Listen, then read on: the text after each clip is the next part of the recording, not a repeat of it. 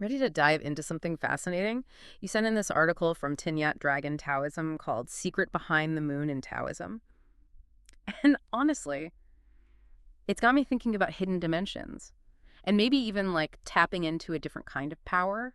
Absolutely. What really caught my eye was how this article uses the sun and the moon as metaphors. Like, I'm dying to unpack this. What's the deeper meaning here? Right, right. It's so easy to think about the sun and the moon, literally, Yeah. But Taoism, it sees them as these powerful symbols. Mm-hmm. The sun often represents the Yuan sun, which is, think of it like your wellspring of life force energy. Like it's where your soul returns to after death, but it's also connected to your energy in this life. Okay, so it's like our own personal energy source, Yeah. but on like a cosmic level. Exactly, exactly. And just like the sun, it's this source of immense power and potential. Now, the moon represents the spiritual realm, sometimes called the ghost world. Okay, ghost world. That definitely sounds intriguing and maybe a little spooky, I'm not gonna lie. What exactly is this ghost world all about? Yeah. So think of it as this dimension, like it exists alongside our own, a realm of pure energy, and it's where our ghost altar resides. Ghost altar, there's another term. What is this altar and what does it actually do? Okay, so imagine it as this reservoir of energy. Hmm. Within that spiritual dimension we were just talking about, this altar, it's connected to you.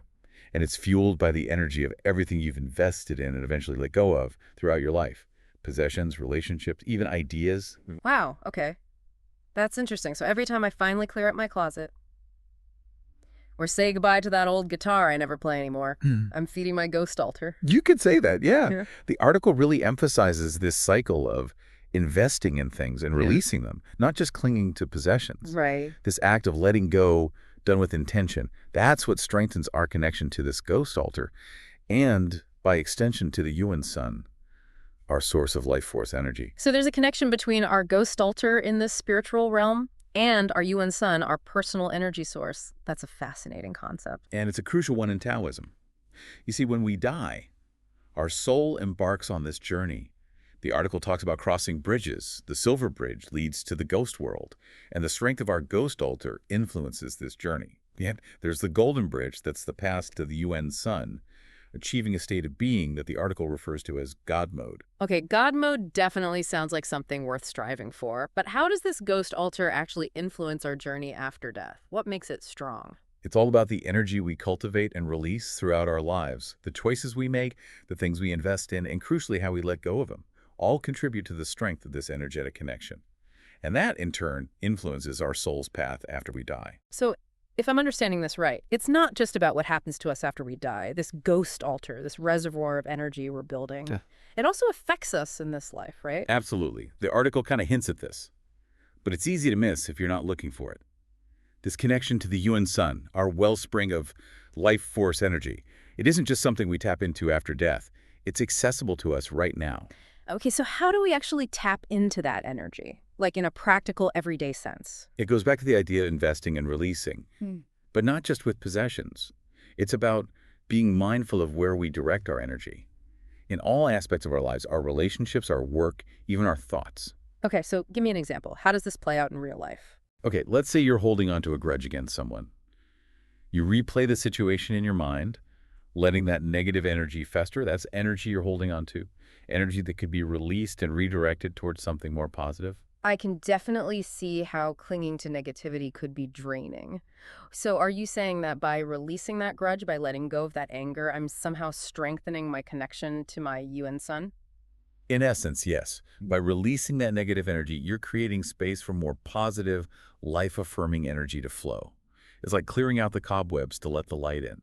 And that connection to your UN sun, that's where you'll find the strength and clarity to make choices that are aligned with your highest good. That makes sense. It's like that feeling of lightness and clarity you get after a good decluttering session, but on a deeper, more energetic level. Precisely. And it's not just about purging negativity. It's also about being mindful of what we allow into our lives. The people we surround ourselves with, the information we consume, the activities we engage in. Are they draining us or are they energizing us? So it's about being discerning, about making conscious choices that nourish our energy instead of depleting it. Exactly. The article talks about finding a balance between engaging with the material world and nurturing our spiritual selves. It's not about renouncing possessions or becoming a monk, but about being conscious of how our choices impact our energy and, in turn, our connection to our UN sun, that source of limitless potential. This concept of God mode is really intriguing, but the article also mentions something about our ghost altars being vulnerable, like they can be taken, even looted. Now, that's a bit unnerving. Yeah, that's where the article delves into the more esoteric aspects of Taoism. It's easy to get caught up in the imagery of ghost altars and looting. But remember, these are metaphors meant to illustrate a deeper point. Okay, so it's not like there are literal ghost pirates roaming around trying to steal our spiritual energy. Not quite. Think of it this way. Just as we can strengthen our ghost altar through mindful choices, we can also weaken it by surrounding ourselves with negativity, drama, or people who drain our energy. So those energy vampires we hear about, they could be weakening our connection to our you and sun. They could be, especially if we're not mindful of our own energy and boundaries. That makes a lot of sense. But if we're constantly bombarded with negativity in the world, how do we protect ourselves? How to make sure our ghost altars are strong and resilient? That's where the true practice lies. It's about cultivating a sense of inner strength and discernment, learning to recognize what nourishes our energy and what depletes it. And that's what we'll explore next. So we're talking about strengthening our energetic boundaries, becoming more discerning about where we direct our energy. It makes sense, but like, where do we even begin? It starts with awareness, like paying attention to how you feel when you're around certain people, Mm-hmm. or even engaging in certain activities. Even like just scrolling through social media. Do you feel energized and inspired or drained and depleted? Oh, I've definitely had those moments where I realize I just spent like an hour down a rabbit hole of negativity online and Yeah. definitely doesn't feel good. Exactly. It's like feeding your ghost altar junk food instead of nourishing wholesome meals. The more we feed it negativity, the weaker it becomes. But the reverse is true as well. The more we feed it positivity, positive relationships, fulfilling work, activities that bring us joy, the stronger and more resilient it becomes. So it's about making conscious choices. Choices that align with our own well-being, not just on a physical or emotional level, but on an energetic level as well. You've hit the nail on the head.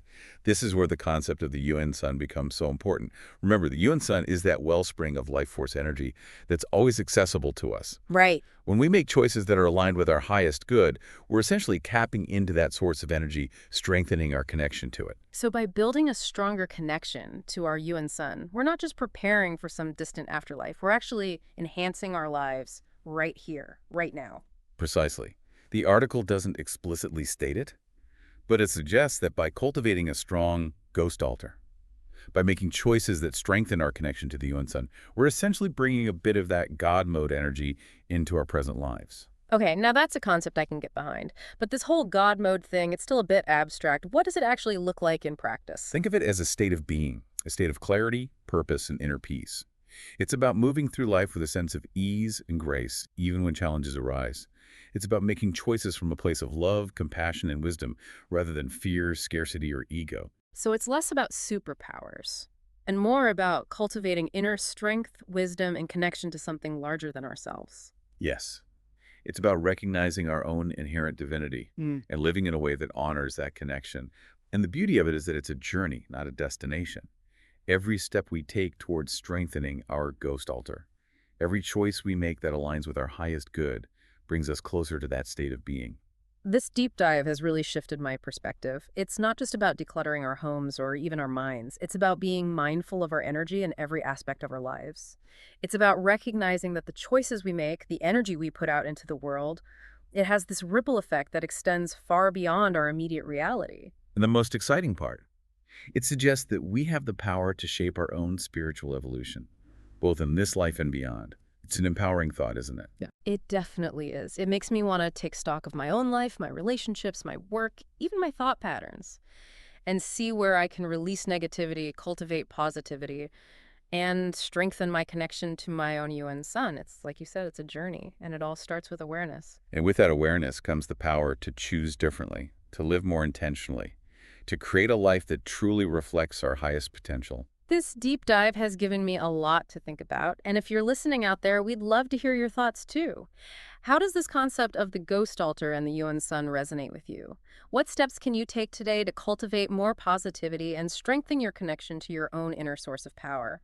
Let us know. And until next time, keep exploring, keep questioning, and keep diving deep.